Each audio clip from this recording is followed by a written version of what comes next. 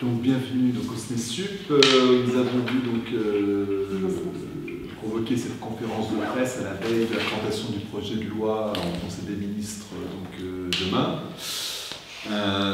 Entre autres aussi pour essayer quand même de déconstruire la communication gouvernementale, parce que depuis cet été, on a assisté à ce que l'on appelle une véritable stratégie du choc, théorisée par Naomi Klein, qui a expliqué que finalement l'échec en licence était insupportable, hein, qu'il atteignait plus de 60%, et ça a été répété ad nauseam par tout le gouvernement, hein, depuis le Premier ministre, le ministre et les directeurs de cabinet. Ça a été repris par la CPU aussi beaucoup, et puis que le tirage au sort, bien sûr, était intolérable. Ah, de côté. Alors, face à ça, évidemment, nos concitoyens, ils sont un petit peu perplexes, et que le gouvernement arrive derrière en disant la solution, c'est la sélection à l'entrée à l'université, et au passage aussi le sous-investissement récurrent de l'enseignement supérieur, puisque c'est le choix qu'il a fait. Et ainsi, il ferme, et ça c'est le choix politique qu'il fait, l'accès à l'ESR aux générations 2000. Alors, si on déconstruit déjà ces deux premières affirmations, l'échec en licence d'une part, hein, et puis le recours intolérable au tirage au sort, sur l'échec en licence, la ministre, elle mélange allègrement toutes les réorientations. Hein, il se peut qu'on commence les études de droit alors qu'on n'a jamais fait de droit dans le secondaire, et puis on souhaite in fine se réorienter parce qu'on pense que ça ne correspond pas à son projet personnel. C'est l'échec pour la ministre. On peut aussi passer un concours de la fonction publique au cours de sa première année de licence. Si on ne s'inscrit pas en deuxième année, c'est l'échec pour la ministre. Si on s'insère professionnellement parce qu'on a trouvé un emploi au cours de cette première année et qu'on ne s'inscrit pas en deuxième année, c'est l'échec également pour la ministre. Donc on voit que derrière cet échec, il y a quand même une construction, hein, pour montrer que l'université ne marcherait pas, qu'elle serait donc en grave crise, et qu'il faudrait évidemment imposer une méthode choc derrière pour y faire face. Au passage, on ne parle jamais de l'échec en CPGE, qui est quand même aussi important, et on ne parle aussi, pas du tout, très peu, de l'échec en PACES, qui là est de près de 90%. Mais la PACES, c'est pas compris dans les licences, non? Si. Mais quand même, ça contribue aux 60%. Oui, d'accord. D'accord, voilà. Les CPGE, pour qu'elle met le taux, quand elle parle des 60%, elle prend en compte aussi le taux d'échec? Non, parce que là, elle parle de la licence. Oui, d'accord. Voilà. Alors, quant au tirage au sort, il est le résultat quand même de la construction des gouvernements précédents, qui n'ont pas abondé le nombre de places suffisant dans les filières plébiscitées par les bacheliers. Et si on regarde ce qui s'est passé, ne serait-ce qu'entre 2014 et 2016, hein, les rapports parlementaires le confirment, on a perdu 1000 emplois d'enseignants-chercheurs alors qu'on gagnait 100 000 étudiants sur cette période. Donc de 2014 à... Entre 2014 et 2016, c'est moins 1000 enseignants-chercheurs et plus 100 000 étudiants. C'est quoi votre source là?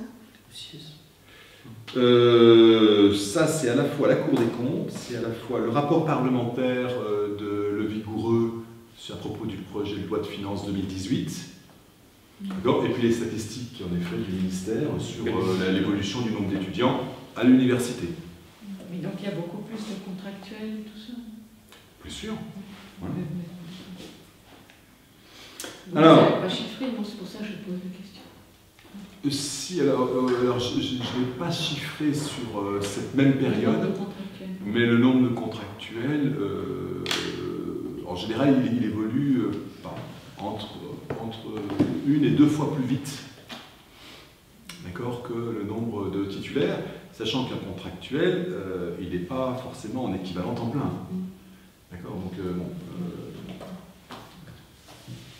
Donc, nous, ce qu'on constate, c'est qu'en fin de compte, l'objectif de ce gouvernement, mais également quand même des conservateurs et des libéraux depuis plusieurs années, c'est finalement de marchandiser l'enseignement supérieur. Et pour ça, il faut d'abord commencer par le sous-financer. Et on peut constater aussi, c'est dans les études récentes, que depuis 3 ans, l'investissement par étudiant, depuis de nouveau 2014, il baisse. Il était de 11 759 € en 2014, et il a été de 11 682 € en 2015, et en 2016, il n'est plus que de 11 510 € en moyenne. Parce qu'il y a encore de très fortes inégalités entre formations, puisque en CPGE, l'investissement est de 15 110 €, tandis qu'il n'est à l'université que de 10 210 €. Donc, et quand je dis l'université, c'est encore une moyenne, d'accord, entre la licence, d'accord, le master, et c'est même une moyenne entre toutes les licences, d'accord, parce qu'en général, voilà, ça va plutôt entre 3 000 et 8 000 € suivant les filières de formation. Je vous redemande vos sources là aussi. Il y en a, c'est le DEP. Et vous avez tout ça dans le jaune 2018 sur le projet de loi de finances. Voilà, page 132. Voilà. Donc, le projet de loi Vidal, il s'inscrit dans cette dynamique. On va dire qu'on a eu avec Pécresse, la loi Pécresse et la LRU, l'autonomie des universités qui les a amenés à être autonomes, c'est-à-dire finalement à gérer cette baisse de dépenses par étudiant, à gérer l'austérité en local. Et en mettant en concurrence aussi les établissements les uns avec les autres, avec les fameux ITEX, ICIT, la recherche au financement par appel à projet. C'est 2009, c'est ça c'est 2007 la loi Pécresse, mais la rentrée effective des établissements dans ce qu'on appelle les responsabilités et compétences élargies, c'est-à-dire l'autonomie, ça se fait principalement à partir de 2009. Et donc là maintenant, le projet de loi Vidal, c'est la deuxième étape, d'accord, c'est la sélection. Il faut permettre aux établissements qui sont maintenant en concurrence les uns avec les autres de sélectionner, d'accord, les étudiants qu'ils vont accueillir dans leurs établissements. Alors ce projet de loi, il est évidemment conservateur, inégalitaire, austéritaire, anxiogène et bureaucratique, si je me permets de le qualifier ainsi. Donc conservateur parce que la sélection à l'université, c'est un vieux projet de la droite. C'était déjà le projet de Le Canuet en 67. Ça a été celui d'Alice Saunier-Saïté en 1976, et ça a été aussi celui de Devaquer en 86. À chaque fois que finalement l'État doit faire un effort important pour démocratiser et accueillir une progression d'étudiants, le premier réflexe de la droite, c'est de dire hop, il faut sélectionner pour contenir ce flux. Et au passage, éviter, aux classes les plus populaires, principalement là en l'occurrence en bac technologique et technique, d'accéder à des filières longues de formation. Avec ce projet, ça en définit quelques messages que vous avez pu peut-être relever sur Twitter, qui disaient moi voilà, j'ai commencé avec un CAP, puis maintenant je suis en doctorat, ou moi j'ai commencé avec un BEP, et puis maintenant je suis commissaire aux comptes. Bon, voilà, là maintenant, la hiérarchie des bacs va décider, de l'orientation dans l'enseignement supérieur. Il est anxiogène aussi pour les étudiants parce qu'avant, même dans l'ancien processus d'affectation qui n'était pas parfait, mais par le fait qu'il y avait quand même 50% des formations qui n'étaient pas sélectives,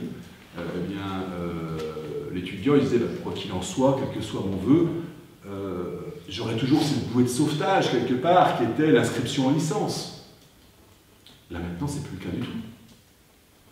D'accord ? Avec en plus 7 millions de vœux qui vont être générés par les 700 000 lycéens en terminale, on bloque tout le système d'enseignement supérieur qui a environ 600 000 places.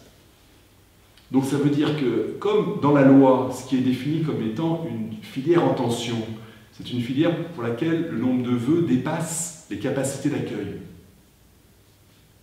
potentiellement, toutes les formations peuvent être en tension. Hein, il y a 10 fois plus de vœux qui vont être générés que de places disponibles. Donc la sélection, elle va être généralisée à quasiment toutes les formations. Et puis bien sûr, ça va être bureaucratique, parce que traiter 7 millions de vœux, je laisserai Claire parler de ce qui va se passer dans le secondaire, au lycée, d'accord, mais rien que dans le supérieur, alors déjà, il y a des chefs d'établissement qui disent on va mettre des algorithmes en place pour traiter ça. Ah, stop, la CNIL a dit qu'on ne pouvait pas répondre à un étudiant par un algorithme. Donc ça veut dire qu'il faut de l'humain derrière. Hein, donc si on met de l'humain, ça veut dire des individus. Elle a fait ça, elle dit on ne peut pas tout faire reposer sur un algorithme. On peut utiliser un algorithme, mais ça ne peut pas déterminer toute la procédure. Oui, mais ça veut dire, est-ce qu'un étudiant qui aura eu son choix uniquement déterminé par l'algorithme, ça sera acceptable? Non. Non, uniquement non. Non. Donc il faudra bien qu'il y ait un individu dans la chaîne. Un préfiltre, ça sera ça l'algorithme local. Je ne sais pas, mais quoi qu'il en soit, il y aura un humain à un moment donné qui consacrera quelques minutes, d'accord, à l'étude du dossier.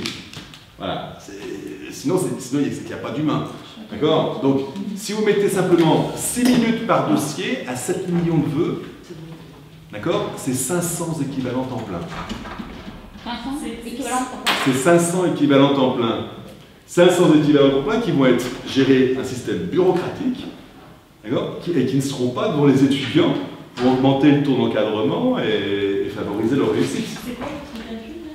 Oui, les 500 équivalents temps plein, c'est pourquoi 5 minutes Oui. par heure. Allez, 6 minutes, j'ai dit, parce que comme ça, ça fait 5 par heure, c'est facile. Ah, Et d'accord. après, vous divisez ça par 1607 heures, d'accord, le temps de travail de l'individu. Si vous prenez des maîtres de conférences qui sont à mi-temps, donc du coup, voilà, et vous regardez le nombre d'équivalents temps plein, ça fait environ 500. Mais on peut modifier la règle de calcul, c'est une estimation, hein, mais c'est pour dire, voilà, ça va générer en tout cas une bureaucratie importante. Et l'enjeu, il est quand même d'accueillir 200 000 étudiants de plus au cours des 5 prochaines années. Alors, cette réforme, elle est austéritaire, parce que la ministre dit, oui, on va consacrer 1 milliard à la mise en place de ce projet. Alors déjà, 1 milliard sur 5 ans, ça fait 200 millions par an. Sur les 200 millions, il y en a 100 millions qui sont consacrés à l'exonération de cotisations sociales des étudiants. Ce qui est très bien, d'accord, parce qu'on sait que les conditions de vie étudiante sont un facteur important de la réussite des études. Bon, cependant, ils avaient 210 € de droits d'inscription, maintenant ils en auraient, ça passe la loi à 60, d'accord, donc ils font environ 150 € d'économie. Donc, qui doivent être compensés hein, voilà, par ces fameux 100 millions. Je ne sais pas si, à l'échelle d'une année d'études, sachant qu'une année d'études, c'est entre 5 000 et 10 000 € d'investissement pour un étudiant pour se loger, se nourrir, étudier, mais ça va faire une grosse différence sur la réussite étudiante. Bon. Par contre, les 100 millions qui restent, ils sont là pour, à la fois, donc, mettre en place la sélection, comme j'ai dit, qui va coûter, parce que 500 équivalents, il faut les payer, hein, environ quand même 26 millions d'euros. Il faut mettre en place aussi, créer des places supplémentaires, d'accord, 40 000 étudiants qui viennent, je disais à 10 000 € par étudiant à l'université, ça fait normalement 400 millions. Là on a l'accent. Et en plus, il faut mettre en place des nouveaux cursus pour personnaliser l'accueil et permettre une meilleure réussite, etc.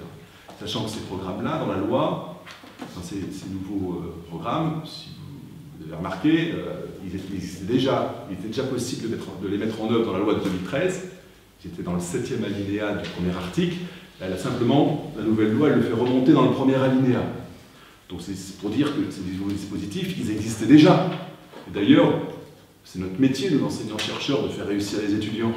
D'accord? Donc on a déjà testé de multiples dans l'université ces dispositifs spécifiques pour accueillir la diversité étudiante. Cependant, la plupart du temps, ils ont été abandonnés faute de moyens. C'est ça qu'on constate dans les différents établissements. Donc aujourd'hui, on voit bien ce Sur ces dispositifs, vous pouvez nous donner un exemple concret? Eh bien, à Marne-la-Vallée, ils avaient fait un programme, par exemple, pour accueillir, je crois, des bacs technologiques et des bacs pro, voilà, dans les filières des licences de mécanique et des sciences scientifiques. Voilà, donc avec un parcours spécifique, etc. Bon, ben voilà, il a duré quelques années, et puis au bout d'un moment, il a été abandonné parce que c'était des cours en plus, c'était qui étaient plus finançables. Non, ça correspond à ce qu'on appelait avant les idées fines, c'est-à-dire que quand on veut accueillir le bac STI, par exemple, l'Académie de Créteil dit voilà, il y a tant de bac STI à tel endroit, il faut les faire réussir, les accompagner à l'université. Bon, on dit d'accord, et dans ce cas-là, il faut faire des cours en plus, donc il faut qu'on trouve des collègues qui sont disponibles pour faire ces cours, il faut les payer. Et donc, comme ça rentre dans un dispositif à part, c'est pas dans la maquette, donc il faut un financement qui est sur un appel à projet, donc qui a vocation à exister et à disparaître. Donc c'est-à-dire qu'après, si c'est justifié, l'établissement peut se dire je réinvestis de l'argent. Mais comme on court toujours après l'argent, ben, une fois que l'argent a été dépensé du projet, bon, allez, on passe à autre chose de toute façon. Et donc ces heures de formation, ben, elles s'éteignent. Ça s'éteint, ça s'arrête. Puis après on passe à autre chose. Donc là, à Marne-la-Vallée, c'était des bacs techno qui allaient dans des filières, vous avez dit scientifiques et... Oui, des licences générales, mais de mécanique, vous voyez. Vous avez des cours en plus, quoi, de remise à niveau. Voilà, de la remédiation, et puis aussi un parcours un emploi du temps adapté, justement. Voilà. Et alors, il y aura quelques établissements qui pourront le faire, puisqu'il y a eu un appel à projet PIA 3, projet d'investissement d'avenir. D'accord. Et il y a eu 17 lauréats sur 75 établissements quand même, à l'université, qui vont recevoir 15 millions d'euros par an pour mettre en place, d'accord, ces dispositifs. Mais quid de tous les autres? D'accord. Voilà, c'est quand même encore les inégalités qu'on creuse entre établissements.